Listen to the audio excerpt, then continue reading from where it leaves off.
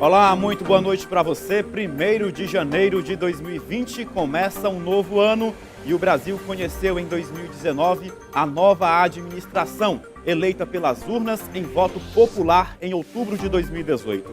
A eleição de Jair Bolsonaro, 38º presidente a tomar posse, marcou o fim do ciclo de governos petistas, após o mandato tampão do ex-vice-presidente e logo mais presidente, com o impeachment da então presidente Dilma Rousseff, Michel Temer.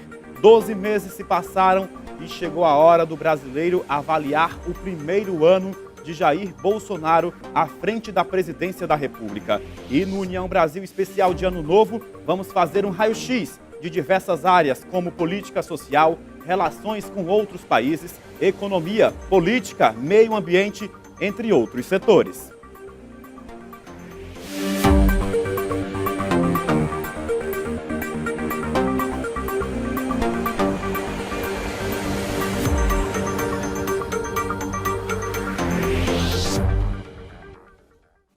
Eu sou Miguel Anderson Costa e você está no União Brasil, primeira edição deste ano de 2020.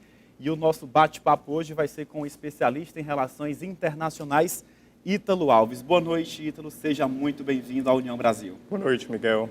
Boa noite aos telespectadores. É um prazer estar aqui com vocês. E vamos falar agora, começar essa entrevista falando sobre o comportamento, do Brasil em relação a outros países. Durante a campanha, muito criticada pelo presidente Jair Bolsonaro, então candidato na época, a China, fecha um acordo com o Brasil. Esse momento surpreende do Jair Bolsonaro da campanha para o Jair Bolsonaro presidente? Eu acho que surpreende mais a ele, próprio, porque a China é o maior parceiro comercial e de investimentos do Brasil. Então você não pode, enquanto presidente, independentemente de sua ideologia, fazer uma campanha criticando de que o Brasil está sendo comprado pela China, visitar Taiwan, que é um país que tem relações rompidas com a China por questões políticas, e ignorar todo o nosso histórico de relacionamento comercial com esse país, que já foi responsável por mais de 99 bilhões de dólares em termos de exportações e importações com o nosso país. Então, acho que surpreendeu mais a ele. É aquela história, você vem com uma certa visão do que quer fazer, mas aí vem realmente a administração do governo e te dá um pouco de um freio para você pensar sobre o que realmente faz sentido ou não. Agora percebe-se que é um acordo bem longo, tanto na área da política, da economia, comércio, agricultura, inspeção sanitária, transporte, saúde e cultura. O que a gente pode esperar desse acordo? Sim, foram 11 acordos, na verdade, memorandos de entendimento sobre diversas questões que os países poderão colaborar bilateralmente, mas só existem 2 no momento que estão sendo efetivados de fato, o aumento das exportações de carne para a China e algumas compras do setor chinês, dos investidores chineses em setores de energia, de mineração no Brasil, estão sendo analisadas. Agora, quanto à questão da visita do presidente Jair Bolsonaro aos Estados Unidos, onde conversou pessoalmente com o presidente Donald Trump, mas o americano, na contramão, não indica o Brasil para uma vaga da OCDE e muito menos deixa de fora a taxação do nosso aço para com os Estados Unidos. Isso surpreende o governo no momento em que ele tinha uma lua de mel com o país norte-americano? Novamente, eu acho que surpreende mais o próprio presidente Bolsonaro. A gente entende que a política externa americana e de qualquer país deve sempre focar no melhor para os seus residentes, para os seus cidadãos. Então, obviamente que eles não vão ceder a questões estratégicas para beneficiar outro país. E eu acho que nós já aprendemos com isso no passado e deveríamos estar fazendo o mesmo. Então, quando o Brasil abre suas portas para os Estados Unidos de forma tão não estratégica e acaba sendo retalhado com esse aumento das tarifas de impostos, isso tem uma consequência muito grave para a nossa população na base. Aumenta preços, você tem dificuldade de poder gerar crescimento econômico com base numa relação que você esperava. Então, eu acho que foi um grande retrocesso, mas que já era esperado para nós analistas, que olhamos para essa conjuntura internacional, mas que para o governo, por não ter uma agenda baseada em evidências, acabou sendo um grande atraso. Agora, Ítalo, como tradição, o Brasil sempre abre a Assembleia Geral da ONU. A estreia do presidente Jair Bolsonaro foi lá. Como avaliar esse discurso diante de uma imprensa que considerou o discurso agressivo, com ataques indiretos a governos estrangeiros, a lideranças indígenas e até com cobranças à própria ONU? Sim, foi muito difícil, enquanto internacionalista, assistir àquele discurso, porque o Brasil tinha um histórico de ir até aquela Assembleia para falar de combate à pobreza, de geração de emprego, de boas relações com países nas regiões mais conflituosas do mundo. E o discurso do presidente Jair Bolsonaro foi um discurso bastante assertivo e até mesmo desrespeitoso com relação à diversidade de religiões que estavam ali. Foi colocar o Brasil como se ele fosse vítima de uma ameaça comunista, trazendo aí um pensamento tão antigo que a gente já tinha superado no nosso país. E trouxe, né, como você já mencionou, esses discursos mais alarmantes com relação à população indígena, ao meio ambiente, desrespeitando inclusive parceiros comerciais e diplomáticos com quem nós temos aí uma boa relação há tanto tempo como a França. Agora, outro fator que chamou a atenção, né, nesse primeiro ano de governo do presidente Jair Bolsonaro foi a crise diplomática, né, causada entre Brasil e França, deixando, inclusive, a Europa em alerta, com troca de farpas entre a equipe do presidente, o próprio presidente, com o presidente francês Emmanuel Macron, com o ministro, inclusive, aqui em Fortaleza, né, o ministro Paulo Guedes, da Economia, quando esteve aqui, só confirmou o que o presidente falou em relação à esposa de Emmanuel Macron. Então, gerando esse alvoroço entre os dois países e fugindo da pauta central, que seria a proteção da Amazônia, com esse fundo de 20 milhões de dólares, né, custeados aí pelo prometido G7. Isso gerou um mal-estar? É uma rasura já vencida ou ainda a gente tem muita coisa para ver pela frente? A gente ainda tem muita coisa a ver pela frente. Quando a gente pensa naquela conjuntura daquele momento específico, o Brasil celebrava ter sido protagonista de um acordo de livre comércio entre o Mercosul e a União Europeia. A partir do momento em que aquelas farpas foram trocadas, a nível pessoal, que eu acho que é onde a diplomacia nem deveria chegar, principalmente em um país tão maduro diplomaticamente como o Brasil, você começou a ver diversos países ameaçando o Brasil de reduzir importações, de trazer sanções, de trazer retaliação econômica, e isso poderia trazer consequências para a gente, como aumento da inflação, redução do crescimento econômico. Na agenda ambiental, a gente viu retrocessos gigantes. É fato que nós estamos com um aumento do desmatamento, nós temos aí crimes ambientais como o derramamento de óleo nas praias nordestinas, que ainda não encontraram culpados, você ainda não tem resolução concreta.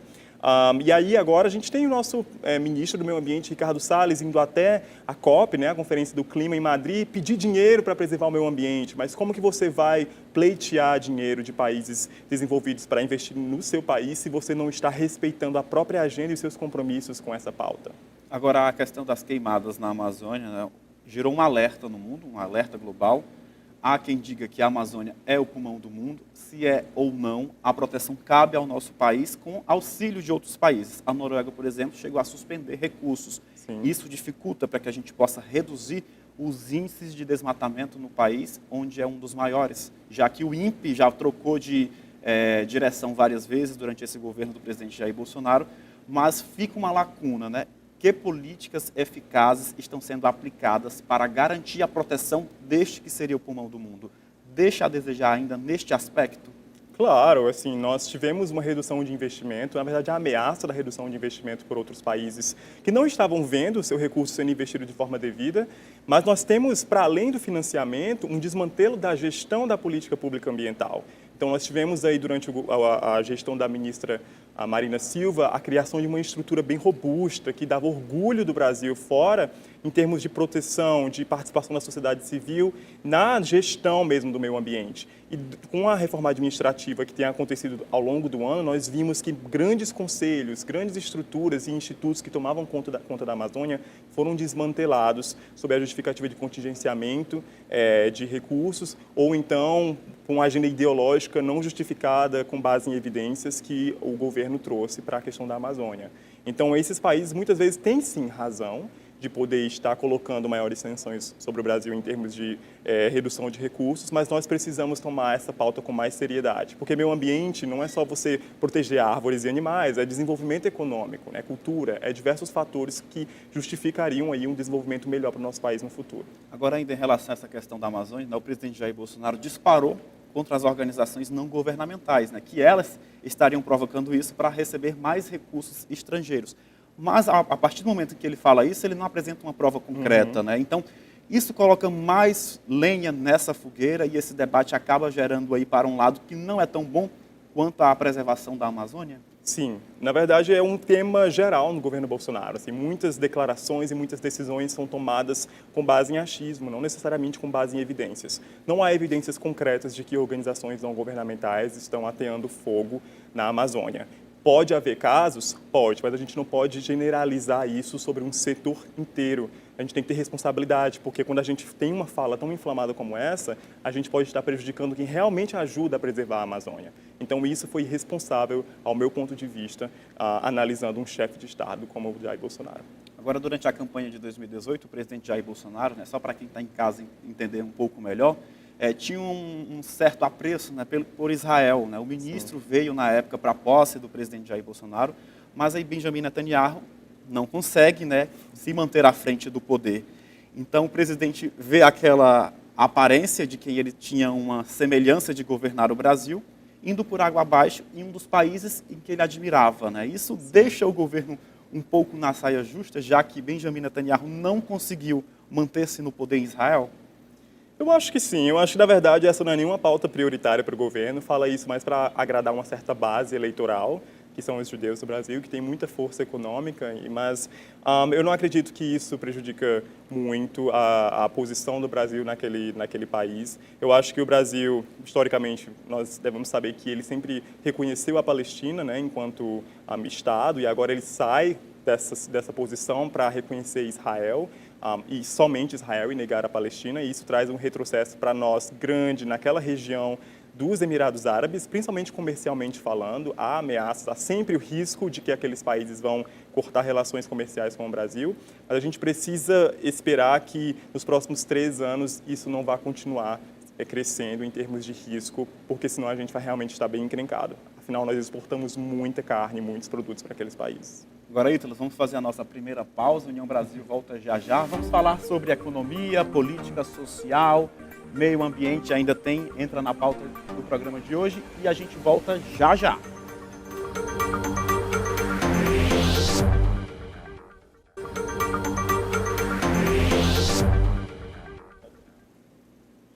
Voltamos com União Brasil especial deste ano novo, né? Feliz ano novo para você que nos acompanha.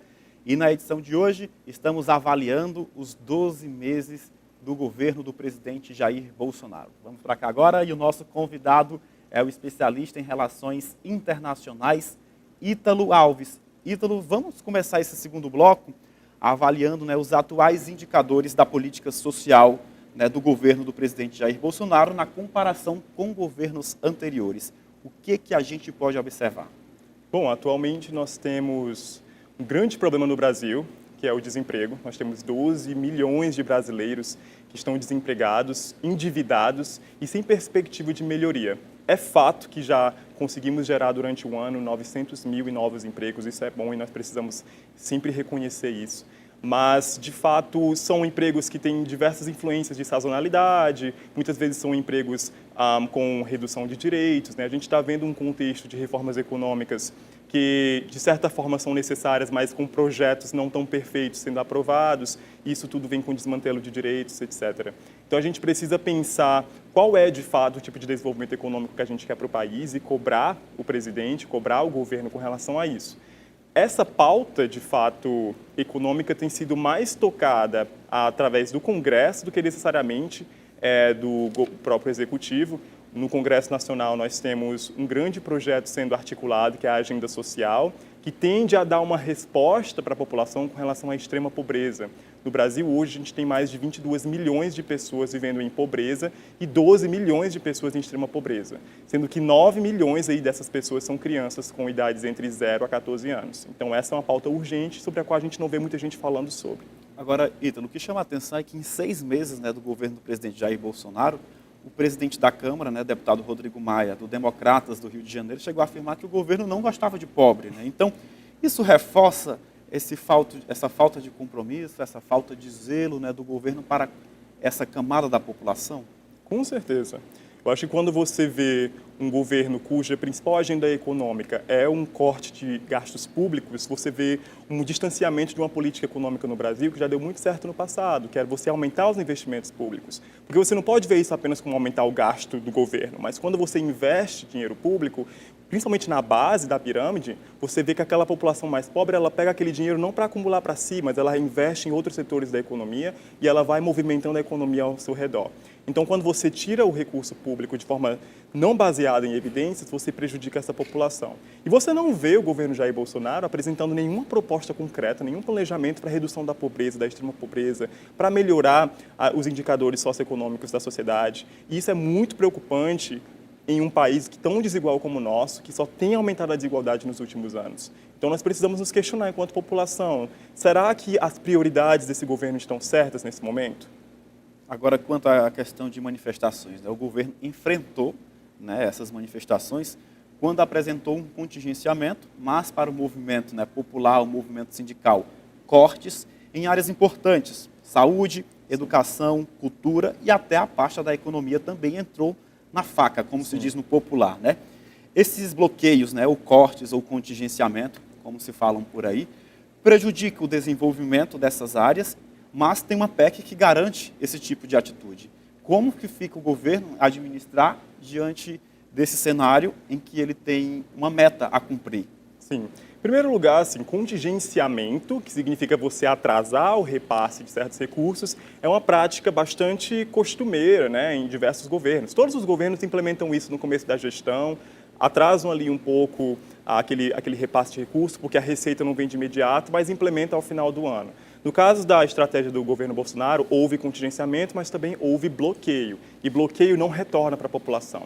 A gente viu uma redução de investimentos públicos por conta da PEC 55, que congela por 20 anos os investimentos públicos no Brasil. E a gente também tem a redução de diversos orçamentos com relação à educação, saúde, etc. Isso você poderia justificar em um governo que tem uma estratégia de austeridade, mas ao mesmo tempo você vê o governo utilizando esses recursos para poder comprar deputados dentro do Congresso Nacional, com emendas parlamentares, para poder criar um fundão bilionário de financiamento de campanhas. Então, de fato, o recurso existe, ele poderia estar sendo implementado nas políticas sociais, mas o governo insiste em utilizar isso para manter simplesmente a sua popularidade e governabilidade. Eu acho que essa é uma distorção muito, muito falha de prioridades e de foco desse governo, e todos nós precisamos estar atentos para isso, porque independentemente do que nós achemos desse governo ou não, é um erro drástico na política de governabilidade do mesmo. Agora, quanto à reforma da Previdência, foi entregue com atraso pelo ministro Paulo Guedes, foi aprovada com atraso, como previa o mercado financeiro, 9 meses para aprovar uma reforma tão importante, tão necessária, não sei se nesses moldes, como foi aprovada pelo Congresso. A gente sabe que o projeto que foi encaminhado pelo governo foi quase todo modificado no Congresso Nacional, sim. O que é bom, que mostra a força do Legislativo, mas a gente deve esperar o impacto dessa reforma da Previdência conforme o governo estava prevendo desde o início, não em valores, até porque o valor vai ser bem menor do que o governo queria, mas gerou um certo desgaste. Sim, isso gerou um grande desgaste entre a base que nós temos no Congresso Nacional. E eu acho que é positivo esse desgaste no sentido de que você vê as diferentes forças da democracia ali trabalhando juntas para criar um projeto que pareça mais com o Brasil. Porém, o projeto aprovado tem muitas falhas ainda. E o grande problema dessa reforma especificamente é que ela não é redistributiva. E no Brasil, a gente sempre trata reformas distribuindo renda de classe média para a população mais pobre, mas não necessariamente da população mais rica para a população mais pobre. E esse é o caso da reforma da Previdência. Sem uma reforma tributária e outras reformas econômicas que são importantes para a gente poder criar maior redistribuição de renda no Brasil, ela não vai conseguir dar o resultado que nós esperamos. De fato, a gente conseguiu ter um maior ânimo de investidores estrangeiros, mas ainda não se efetivou. Foi um primeiro passo, mas não se efetivou no aumento de investimento privado, não se efetivou no aumento de investimento estrangeiro. Então, para isso, nós precisamos, de fato, criar uma reforma tributária que simplifique os impostos no Brasil, mas que também cause justiça social. E agora é a gente esperar que no próximo ano isso aconteça. Agora, a perspectiva estava depositada especialmente numa PEC paralela, defendida Sim. pelo senador cearense do PSDB, Sim. Tasso Gereissati. Mas a bola agora está com os estados. Então, o Ceará já apresentou, já aprovou na Assembleia Legislativa. É um efeito dominó. Sim, os estados vão ter que se preparar para poder lidar com a questão da Previdência. Era algo que nós já prevíamos há muito tempo, afinal, temos mais de 14 estados com mais servidores aposentados, né, do que população ativa trabalhando. E nós temos diversos estados que já declararam falência, inclusive por conta do aumento da sua folha de pagamento, que inclui também aí a questão da Previdência. Agora, nós precisamos encontrar projetos que sejam justos, né, projetos que, de fato, possam ser efetivados e que sejam de acordo com o nosso Estado democrático de direitos. Eu acho que, em alguns estados, há alguns equívocos acontecendo e a população precisa participar e demandar um tempo hábil e verdadeiro de debate para poder criar o projeto com emendas que façam com que eles sejam melhores do que os projetos que estão chegando simplesmente nas assembleias. Agora, Ítalo, em novembro, né, o dólar saiu uma máxima de R$ 4,25%, um recorde histórico, né? E esse valor aparece justamente a partir de falas de integrantes do governo e até mesmo dos filhos do presidente Jair Bolsonaro. Como avaliar essa flutuação cambial tão grande, já que é um recorde de 4,25, a gente nunca nem tinha visto isso por aqui? Sim, eu vejo de duas formas. Existe, de fato, a perspectiva de mudança, né, do aumento, da elevação da taxa do dólar por questões de declarações de familiares do presidente ou dele próprio, por questão de que isso afeta muito o risco político no Brasil, você cria instabilidade. Vejamos, você está falando de melhorar a democracia e de fazer reformas econômicas, mas ao mesmo tempo você vem exaltar a ditadura, colocar a AI-5 no meio de suas falas, e isso cria certo medo de instabilidade na cabeça dos investidores. Mas, por outro lado, o dólar também está muito inflacionado por questão de política internacional mesmo, né? A China hoje, que é o maior investidor e o maior parceiro comercial do Brasil, está esperando aí algumas resoluções com relação a tarifas e acordos que ela não conseguiu honrar ainda com os Estados Unidos, e os investidores estão com muito receio de investir antes que saia o resultado final dessa negociação que está acontecendo. Se os Estados Unidos recuam e não dão os acordos, né, que eles tinham fechado com o Brasil, ou com a China, perdão, o Brasil se beneficia. Então, aí os investidores vão poder investir mais no Brasil e isso vai trazer o dólar para baixo. Mas já existem relatórios que mostram que a expectativa, até mesmo para o final de 2020, é que o dólar permaneça na casa de R$ 4,15. Então, você vê que há um risco grande no Brasil, que a economia está mostrando um certo progresso tímido, mas que o investidor ainda não está confiante de que esse é um país onde ele gostaria de colocar o seu dinheiro. E, consequentemente, a nossa nota, né, de pagamento, a nossa nota de confiança vai demorar a melhorar ainda de acordo com a SP. Sim, já tem melhorado, né? O Brasil conseguiu uma melhor nota de crédito, mas eu me preocupo mais com o impacto na população mesmo. Quando você tem um valor alto do dólar, você acaba valorizando, né, as exportações, mas, de fato, isso contribui para um aumento da inflação, o que faz com que os produtos fiquem mais caros para a população brasileira. E isso me preocupa muito, porque, de fato, a política econômica de um país tem que estar ajudando quem mais precisa, e, no caso do Brasil, ainda não está. Agora vamos voltar a falar da China, né? Você falou agora há pouco. A inflação não andou assustando muito o brasileiro esse ano, com exceção, a partir do mês de novembro, no preço das carnes, né? E isso tem uma explicação muito óbvia. Sim, né? Como a gente falou no começo da entrevista, o Brasil acabou de assinar novos acordos de cooperação com a China e um deles foi imediato para o aumento da exportação de carne. Quando você tem uma demanda tão grande, a população da China é a maior do mundo, né? E essa população demandando carne oriunda do Brasil, isso reduz a nossa produção disponível para o país e faz com que os preços aumentem. Então é por isso que a gente está com um preço tão elevado para a carne. E até o próprio presidente fez declarações dizendo que no Natal a população ia comer menos carne. Imagina isso, né? É tão grave, tão duro você ouvir isso enquanto uma população pobre e ter que acatar com essa situação. E ainda procurar outros produtos que agora estão com demanda elevada, como frango, porco, e também ver os seus preços aumentando. Então, quem se prejudica, no final das contas, é a população brasileira. E o governo, ele pensa nessa questão a partir do curto prazo, né? Ele acha que, ao levar os preços, as empresas do setor agropecuário, agroindustrial, vão começar a investir mais e isso vai gerar mais emprego, etc. Mas a gente já viu esse tipo de medida no passado, durante o governo Dilma. De fato, não aconteceu o investimento e a gente entrou numa crise econômica que virou uma recessão e só nos prejudicou. Então, agora é a gente esperar, ficar vigilante e ver como que vai ser a implementação dessa política. Agora, Ítalo, o fantasma da recessão técnica não passou longe do governo Bolsonaro, né? Esperava-se 2 números negativos seguidos, mas isso não aconteceu. Que bom. Mas o relatório Focus, divulgado semanalmente, todas as segundas-feiras pelo Banco Central, em janeiro, apontava um crescimento para o PIB de cerca de 2,5%, Passados 12 meses, chegamos em dezembro com um número bem inferior a isso. O que pode ter acontecido? Diversas questões. Eu acho que, em primeiro lugar, nós ainda estamos fazendo um reajuste fiscal no Brasil para recuperar a economia. Quando você olha para a política econômica do governo Bolsonaro, você vê uma foto. Ou seja, são políticas imediatistas de recuperação da economia. Então, você tem corte de gastos, você tem o impulsionamento do consumo através da liberação do FGTS, você tem a aprovação de algumas reformas que geram um certo bem-estar no mercado inicialmente, mas que demoram a efetivar o investimento. Isso, aos poucos, vai gerando, né, maior lucratividade, digamos assim, dentro do orçamento do governo e melhora os indicadores econômicos, mas não tão de forma ambiciosa como o governo esperava. O que a gente está vendo agora, de fato, é algo que me dá medo, é exatamente a implementação de uma política que eu posso até respeitar, porque é o viés do governo, que é uma política liberal, que também foi implementada durante o governo Dilma e que deixou todo o mercado bastante excitado, porque ele achava que iria investir e gerar emprego através de investimento privado, mas que não conseguiu implementar isso, né? Que não levou para frente, não gerou emprego, não melhorou o investimento público, e isso fez com que a gente tivesse uma economia estagnada. E no momento, a economia no Brasil ainda está estagnada, né? A gente ainda tem riscos, principalmente políticos, de enfrentar grandes obstáculos no próximo ano. Então, eu acho que a gente precisa agora olhar para essa foto e tentar cobrar o governo e fiscalizar os políticos para entender qual é o filme.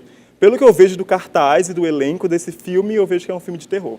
Agora, Ítalo, antes da gente concluir essa edição especial de Ano Novo, a gente não poderia deixar passar batido, né? Este ano é ano eleitoral, eleições municipais, a gente percebe, né, já as articulações nos bastidores. O próprio presidente Jair Bolsonaro já saiu do PSL no ano passado, funda uma nova legenda, não sabe se vai dar tempo ou não participar do pleito. Então, é um pleito que vai ser um termômetro, né, 2020, para medir essa certa popularidade do presidente Jair Bolsonaro. É um pleito com novas regras, é um pleito desafiador? Sim, muito desafiador. É um pleito onde a gente não vai ter coligações municipais. A base do presidente foi corroída, né? Agora está entre os futuros filiados do Aliança pelo Brasil e tem o do PSL. A gente tem uma esquerda que ainda está desorganizada e que não consegue emplacar novas lideranças capazes de enfrentar o avanço da extrema-direita, o avanço dessa agenda anti-evidência e anti-ciência que a gente tem visto no Brasil. Então, a gente precisa realmente pensar em como que esses diferentes campos da política vão disputar no próximo ano. A eleição começa, né, e se materializa. Eu acho que a política se materializa nas cidades. A gente pode falar para sempre de política nacional e internacional, mas se a gente não olha para a cidade, que é onde a política é implementada e toca a vida das pessoas... E o vereador está ali na porta do eleitor. Exato, né? O vereador é o político mais próximo da população. Se a gente não se preocupa com isso também e elege pessoas que vão nos representar, e principalmente o que a gente quer que se materialize nas nossas vidas, a gente vai acabar cedendo espaço para pessoas que não entendem de fato como melhorar as nossas vidas, que não entendem as causas e as prioridades que precisam melhorar. Fortaleza é uma cidade que tem hoje um surto, né, de população de rua, uma cidade que precisa melhorar muito em saneamento ambiental, uma cidade que precisa melhorar muito em termos de mobilidade, empregabilidade, etc. Então, a gente precisa começar, independentemente de qual vai ser o seu partido apoiado, a buscar projetos dessas pessoas que estarão se candidatando. Então, eu estou muito curioso para ver como que vai ser essa conjuntura do próximo ano. A gente está vendo o debate aí sobre futuros candidatos a prefeito, mas eu quero mesmo ver como que a população vai ter aprendido com esse último pleito de 2018 e colocar realmente o desejo de mudança de um voto mais concreto a partir de 2020. Ítalo, eu queria agradecer a sua participação nesta primeira edição, né, do ano de 2020 e volte sempre. Eu que agradeço, muito obrigado. E nós vamos ficando por aqui, desejando a você de casa um excelente ano novo, um ano de boas notícias. Eu conversei agora há pouco, né, com o especialista em relações internacionais Ítalo Alves, onde a gente fez um raio-x, né, desse primeiro ano do governo do presidente Jair Bolsonaro em diversos setores, desde a política social até mesmo as relações com outros países. A gente volta amanhã, União Brasil, informação além da notícia.